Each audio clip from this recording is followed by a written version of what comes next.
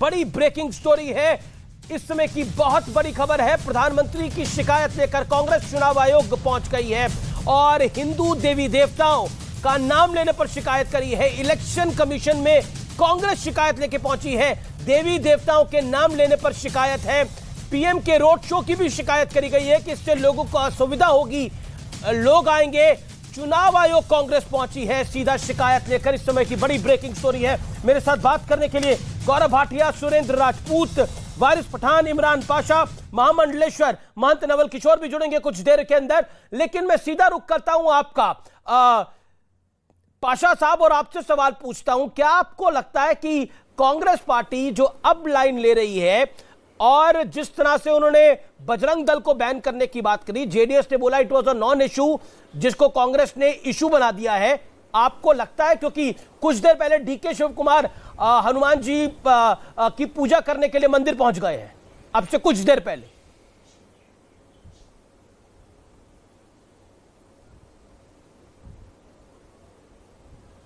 इमरान पाशा जी हाँ, बिल्कुल जी अमित जी, बिल्कुल बिल्कुल ऐसा ही है। बहुत सारे काम थे, बहुत सारे मुद्दे थे जिनके ऊपर कांग्रेस अपना प्रचार कर सकती थी।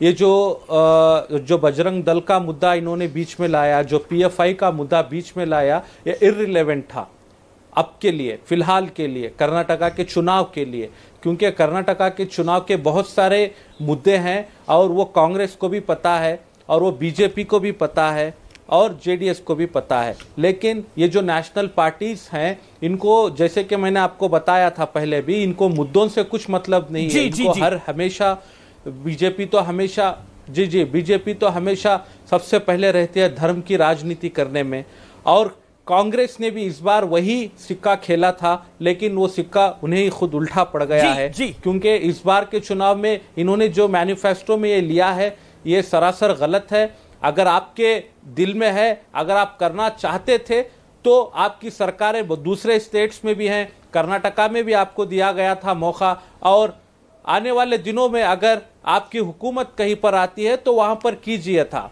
लेकिन अपने मैनिफेस्टो में ये डिक्लेरेशन देना, ये बहुत ही मैं समझता हूं कि नादानी का काम है। बहुत बड़ी बात आप बोल रहे हैं, नादानी। और इसी को मुद्दा बनाकर एक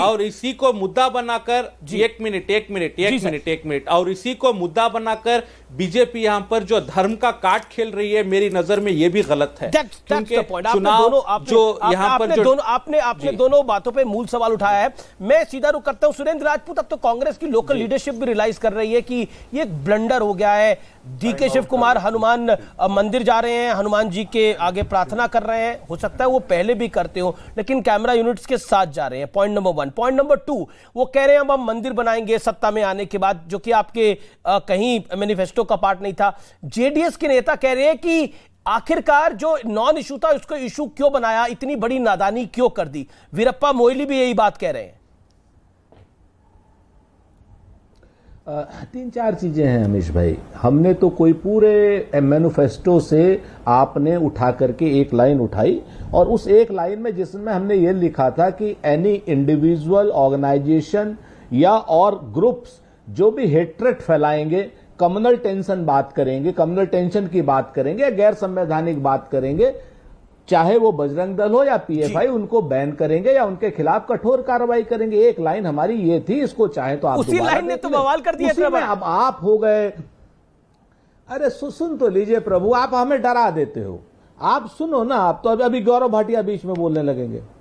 तो मेरा क्या कहना है कि एक लाइन उठाई और आप लोगों ने वितंडावाद फैला दिया। ये तो भला हो कर्नाटक का कि वहां पर बहुत ज्यादा हिंदी चैनल देखा नहीं जाता, नहीं तो आप लोग सरकार बना दिए थे वहां। हमने उसमें क्या नाम ये भी पूछा है कि भाई 2.5 लाख जो नौकरियां खाली पड़ी हैं, वो अब तक आपने क्यों खाली डाली, तो हम वो 2.5 लाख नौकरियां भरेंगे। जी गौरव भाटिया 5.5 लाख करोड़ का घाटे का बजट दिया है, वो कैसे ठीक होगा। आपने 1258 कंपनियां बंद कराई हैं भाजपा ने, हम उनको चालू करने की बात करेंगे। आप लोगों की वजह से 1 लाख से ज्यादा नौकरियां चली गई। गौरव भाजपा की गवर्नमेंट में। गौरव भाटिया, आपने एक लाइन पकड़ ली, आपने एक लाइन को पकड़ लिया। कांग्रेस कह रही है कि हमारे मैनिफेस्टो में तो और भी सारी बातें थी, लेकिन क्या आपको लगता है, क्या बीजेपी चुनाव को, Gaurav Bhatia, my straight question to tonight is, क्या बीजेपी चुनाव को पोलराइज करने की कोशिश कर रही है? जेडीएस कह रही है कि कांग्रेस ने बड़ी नादानी करी है, लेकिन बीजेपी भी अब कोई कोर कसर नहीं छोड़ रही है इस मुद्दे को बनाने की। क्या आप भी पोलराइज करने की कोशिश कर रहे हैं, गौरव भाटिया? और कांग्रेस चुनाव आयोग पहुंची है पीएम की शिकायत लेकर, your reaction? 40 seconds, Gaurav Bhatia. Amit ji, काफी देर तक मैंने सबको सुना। आपने कहा जितनी जिसकी हिस्सेदारी उतनी ही भागदारी। मैं केवल एक बात जरूर कहूंगा, सुना था कि देर है पर अंधेर नहीं। कभी कभी ऐसा लगता है कि देर भी है और अंधेर भी है। आपके शो में जब बैठ जाते हैं, आप निर्दलियों को भी बुला लीजिए, सारे बैठा लीजिए 8-10, एक बार हमारे पास आ जाइएगा, हम अपनी बात रख लेंगे। अरे सबकी बात का उत्तर देना होता है, थोड़ा समय दे दीजिए। केवल इतनी ही गुजारिश करते हैं आपसे, बस थोड़ा समय मांगते हैं और ज्यादा कुछ नहीं चाहिए अमीश भाई। और कोई आरोप आप पे तब भी नहीं लगाएंगे। इस देश के सबसे बड़े पत्रकार है आप, आपको अंदाजा है, समय मिलेगा, इसीलिए मांगते हैं। आप अपनी बात को रखिए ना गौरव। चुनाव हारने के बाद बहुत समय मिलेगा, आराम से बैठे। धन्यवाद। सुनिए, आप सुनिए, आपने भी ऐसी बात कर दी। आपने कहा कि कांग्रेस पार्टी डैमेज कंट्रोल में है। डैमेज कंट्रोल तो तब किया जाता है जब कुछ बचा हो। यहाँ पे तो अस्थियां इकट्ठी करने के लिए आ रहे हैं। और क्यों, मैं बताता हूं। क्योंकि इनके मन में हिंदुओं के नफरत कितनी है। कौन सांप्रदायिक राजनीति कर रहा, आप बताइए। मैनिफेस्टो में आप पीएफआई जो पहले ही बैंड है उसकी तुलना बजरंग दल से क्यों करते हैं? क्योंकि बजरंग दल के जो लोग हैं, सदस्य हैं, वो बजरंग बली के अनुयायी हैं। और इनको मैसेज देना था तुष्टीकरण का मुसलमानों को कि देखिए हम तुम्हारे साथ हैं। जैसे ही इन्होंने घोषणा करी, एसडीपीआई ने कहा हम कैंडिडेट वापस लेते हैं। दूसरी बात, एक बड़ी बात आपके चैनल पे बताता हूं। इनके एक नेता हैं जिनका एमएलए, उनका नाम है रहीम खान। आपको मालूम है उन्होंने क्या बयान दिया है? उन्होंने कहा है सारे मुसलमानों एक हो जाओ और लिंगायत समाज को और हिंदू समाज को मजा चखा दो। अब आप मुझे बताइए, क्या खड़गे जी, राहुल गांधी कार्रवाई करेंगे उन पे, निकालेंगे उनको पार्टी से? ये क्या दर्शाता है? ये तस्वीरें मैं दिखा रहा हूं डीके शिव कुमार की। डीके शिव कुमार बजरंगबली के आगे माथा टेक रहे हैं और जिसके बाद उन्होंने कहा कि कांग्रेस का अगर शासन आता है तो हम हर जगह हनुमान जी का मंदिर बनाएंगे, ये उन्होंने कहा है। मैं सीधा रुख कर लेता हूं, मेरे साथ पवन खेड़ा भी इस समय जुड़ रहे हैं बातचीत करने के लिए। पवन खेड़ा, मेरा सीधा सवाल है, क्या आपको लगता है कि जो बात जेडीएस कह रही है कि नादानी कर दी कांग्रेस ने, यह विषय था ही नहीं, इसको लाने की कोई आवश्यकता नहीं थी, अब आपके नेता डैमेज कंट्रोल कर रहे हैं? अमीश देवगन जी, आप कहां हैं? अभी दिल्ली में हैं क्या? नोएडा में हैं जी। आप आ जाइए जरा, मैं कह रहा हूं अगली फ्लाइट लेकर इधर आ जाइए बैंगलोर में, आपको अच्छी चाय पिलाऊंगा। और मेरे को आप मत ले जाइए, अकेले घूमिए पूरे राज्य में जी। आपको पता चल जाएगा कि यहाँ क्या माहौल है, क्या मूड है। मुझे मालूम है आप जहां बैठे हैं वहां भी आपको पूरा मूड और माहौल मालूम है। आपको मालूम है, एक आपकी जानकारी के लिए बता दूं, 3000 साल पुराना हनुमान मंदिर मुंबई सरकार ने गिराया। आपको मालूम है यहीं बैंगलोर के पास 150 साल पुराना मंदिर बैंगलोर मेट्रो में गिराया गया। ये हमें सिखा रहे हैं कि हनुमान जी की कैसे सेवा की जाती है। बजरंग दल से तुलना करना बजरंग बली की, मैं क्योंकि बजरंग बली का मैं उपासक हूं, मेरे आराध्य देव हैं, मैं इसको मेरी आस्था पर चोट मानता हूं। और मैं अकेला नहीं हूं, करोड़ों लोग हैं पूरी दुनिया में जो बजरंग बली के उपासक हैं। मैं तो हनुमान चालीसा दिन में 2 या 3 बार पढ़ता, क्योंकि उन्हीं से तो वही तो हमारी रक्षा करते हैं, मोदी जी से और उनकी सरकार के लोगों से जी। तो ये हमें न सिखाएं तो अच्छा रहेगा। और मोदी जी को तो कम से कम अपने पद की मर्यादा का विशेष ध्यान रखना चाहिए। इस बड़े सी लोकतंत्र के प्रधानमंत्री हैं जी। इस पद पर रहकर तुलना करना बजरंग बली की बजरंग दल से पूरे देश का अपमान है, लोकतंत्र का अपमान है, सनातन धर्म का अपमान है और मेरे जैसे कई भक्तों की आस्था पर भी चोट है। जी। आप ये मुझे बताइए अमीश भाई जी, शिवसेना को इन्होंने धोखा दिया, उनकी पीठ पे एक तरह से छुरा मारा, क्या वो छत्रपति शिवाजी महाराज का अपमान माना जाएगा? शिव जी का अपमान माना जाएगा? राम सेना पर मनोहर पारिकर साहब, जो अब हमारे बीच में नहीं रहे, उन्होंने बैन लगाया, क्या वो श्री राम का, प्रभु भगवान राम का अपमान माना जाएगा?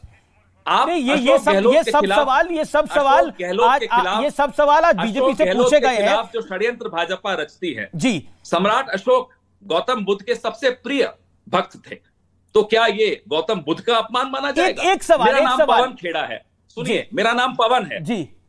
पवन किसका नाम? पवन सुत हनुमान। हेमंता बिस्वा शर्मा माफी मांगे मुझसे, मेरे लिए पुलिस भेज दी, क्या हनुमान जी का अपमान था वो? अरे कैसी मजाक की बात कर रहे हैं। मैं ये आप बीजेपी को छोड़िए, मैं आपके मेरी बात सुनिए, आप बीजेपी बात सुनिए, मैंने सुना, आपको सुना, काउंटर सवाल तो पूछने दीजिए। खत्म नहीं हुई अमीश भाई मेरी बात नहीं, आप प्लीज मेक योर पॉइंट। तो एक परिपक्व लोकतंत्र में प्रधानमंत्री को परिपक्व दिखना भी चाहिए, सुनाई देना भी चाहिए, और लोकतंत्र का स्वास्थ्य की रक्षा करना प्रधानमंत्री का कर्तव्य भी है और अधिकार भी। क्या ऐसे रक्षा करेंगे? देखा आज आपने जबलपुर में बजरंग दल के गुंडों ने कांग्रेस के कार्यालय में तोड़फोड़ मचाई, क्या आप उनको बजरंग बली का भक्त कहेंगे?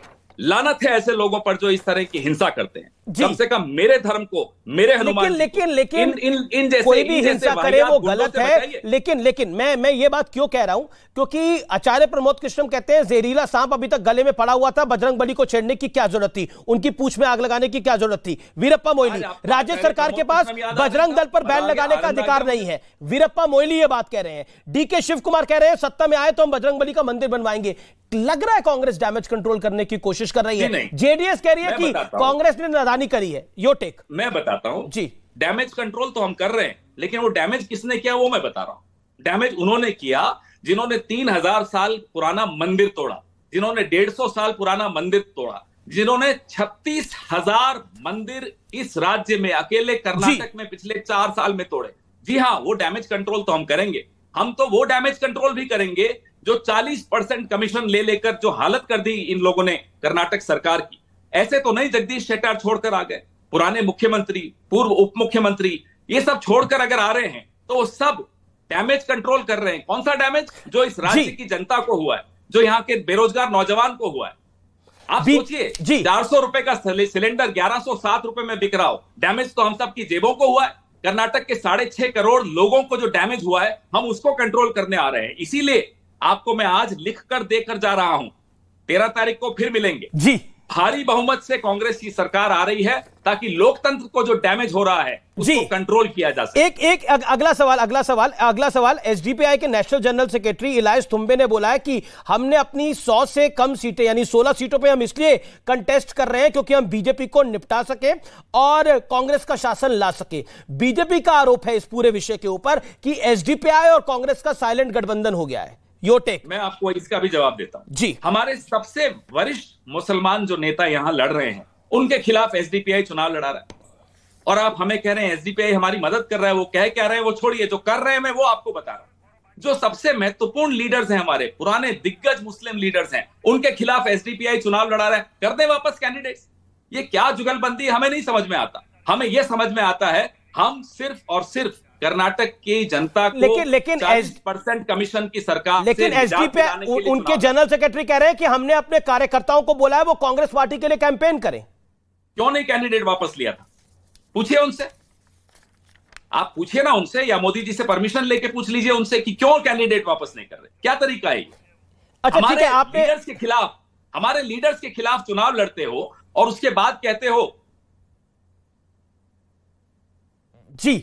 जी मेरा आखिरी सवाल आपसे ये होगा कि आप हालांकि बैंगलोर में हो लेकिन दिल्ली की पॉलिटिक्स को आप अच्छे से समझते हैं। दिल्ली में मुख्यमंत्री साहब का जो बंगला है उसमें 45 करोड़ रुपए लगे हैं। क्या आपको लगता है, what is your view on that? That's my final question to you. Amish भाई, कोई भी समझदार व्यक्ति किसी भी पार्टी का हो, कोई भी राजनीतिक विचारधारा का हो, क्या इसको सही ठहरा सकता है? आप मुझे बताइए। आपने मुझे कई सालों से देखा है, मैं भी आपको जानता हूं। 45 करोड़ जनता का पैसा एक ऐसा आदमी अपने बंगले पर फूंक दे जो आम आदमी कहता हो अपने आप को, जिसने एफिडेविट बनाया था 2013 में, जिसका पॉइंट नंबर 3 क्या था कि मैं आलीशान कोठी में सरकारी मकान में नहीं रहूंगा, नीली बत्ती लाल बत्ती की गाड़ी इस्तेमाल नहीं करूंगा, सिक्योरिटी नहीं लूंगा। पॉइंट नंबर 3 आप पढ़िएगा उनके एफिडेविट का, 2013 में उन्होंने खुद साइन करके बांटा था। अब ऐसे एफिडेविट साइन करने के बाद अन्ना आंदोलन से उपजी हुई पार्टी अपने आप को आम आदमी पार्टी कहती हो, और 45 करोड़ वो भी कब? कोविड के दौरान जब लोग त्राही त्राही कर रहे थे, ऑक्सीजन की तलाश में थे, अस्पतालों में बेड्स की तलाश में थे, तब 45 करोड़ पवन खेड़ा, एक विधि का विधान होता है। शीला जी के लिए अरविंद जी ने कहा था एक समय पर उनके घर में 10 एसी लगे हुए हैं, लेकिन आज 10 एसी तो छोड़िए, 45 करोड़ रुपए लगाए गए हैं, 8-8 लाख के पर्दे लगाए गए हैं।